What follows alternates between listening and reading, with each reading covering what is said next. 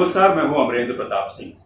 हम आपको पिछले 3 हफ्तों से लगातार बता रहे हैं कि अमेरिका की न तो ईरान सुन रहा है, न इजराइल सुन रहा है, न हिजबुल्लाह सुन रहा है। ट्रंप की पीस डील लाख कोशिशों के बावजूद भी आगे बढ़ने की बजाय पीछे होती जा रही है। अगले 48 घंटे पूरे मिडिल ईस्ट पर भारी हैं।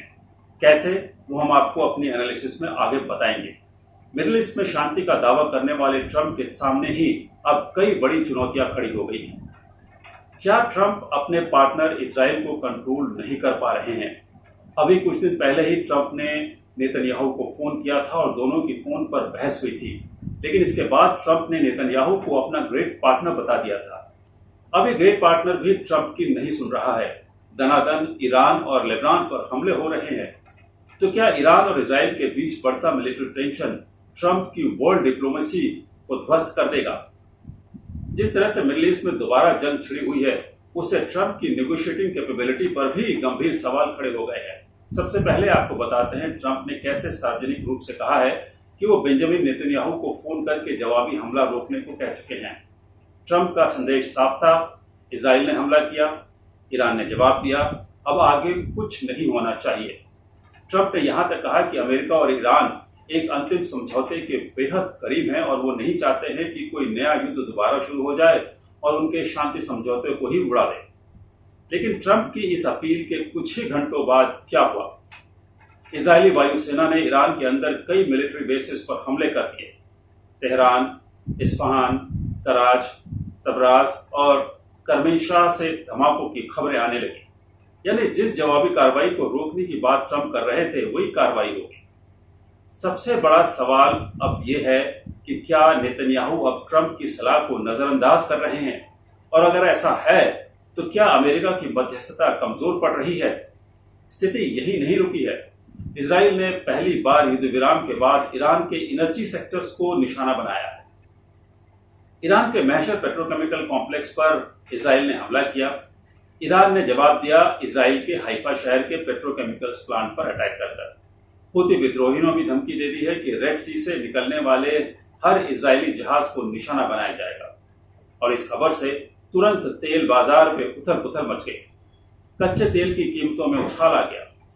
ईरान की रिवोल्यूशनरी गार्ड ने सीधे अमेरिका को इन हमलों के लिए जिम्मेदार ठहराया और चेतावनी दी कि पेट्रोकेमिकल प्लांट्स पर हमलों का असर पूरी दुनिया की अर्थव्यवस्था पर पड़ेगा। यानी ट्रंप जिस समझौते के जरिए तनाव कम करना चाहते हैं, उसी दौरान संघर्ष का दायरा और बढ़ता दिखाई दे रहा है। अब बात करते हैं ट्रंप के सामने बड़ी चुनौती की। ट्रंप लगातार कह रहे हैं कि वो खुद सभी फैसले ले रहे हैं। उन्होंने कहा कि मैं सारे फैसले लेता हूं, नेतन्याहू नहीं। फाइनेंशियल टाइम्स को दिए इंटरव्यू में ट्रंप ने कहा कि इन हमलों का पीस डील पर कोई असर नहीं पड़ेगा। लेकिन जमीनी हकीकत कुछ और ही है। लेबनान में हमले जारी हैं, हिजबुल्लाह अभी भी एक्टिव है, इजराइल मिसाइलें दाग रहा है, इजराइल जवाबी हमले कर रहा है, यमन के हूती भी जंग में कूद चुके हैं। ऐसे में सवाल उठना स्वाभाविक है कि अगर ट्रंप वास्तव में हालात को कंट्रोल कर रहे हैं तो फिर संघर्ष लगातार क्यों बढ़ रहे हैं? इस बीच ईरान बार बार कह रहा है कि किसी भी समझौते पर आगे बढ़ने से पहले लेबनान में पूरी तरह से युद्ध विराम होना चाहिए। लेकिन इजराइल अपनी कार्रवाई रोकने का नाम नहीं ले रहा है। यानी जिस राजनीतिक आधार पर अमेरिका और ईरान समझौता खड़ा होना था, वही आधार कमजोर होता नजर आ रहा है। एक तरफ तो ट्रंप के दूत स्टीव विटकॉफ और जारेड कुशनर अमेरिका के 100 परमाणु एक्सपर्ट्स के साथ ईरान के न्यूक्लियर भविष्य का खाका तैयार करने में लगे हैं, और दूसरी तरफ जमीन पर मिसाइलें चल रही हैं।